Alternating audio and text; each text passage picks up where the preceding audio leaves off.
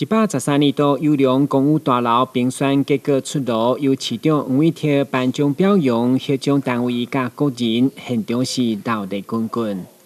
好的管理能够让许多住户能够居住的更顺畅，而且居住的更舒畅，而且让整个的物业的这个价值也提高。不好的管理，即便是新颖的大厦，但是也会造成居住品质下降，甚至于物业的这个价值下跌。因此呢，我们很期待透过这样的管理，能够提供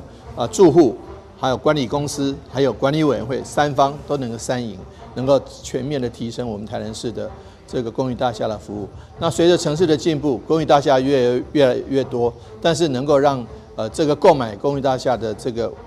屋主能够跟管理委员会跟物业公司能做最好的合作，那能够全面提升服务品质是我们的目的。因此，希望借着这个颁奖，能够全面的让市民朋友呢更加肯定。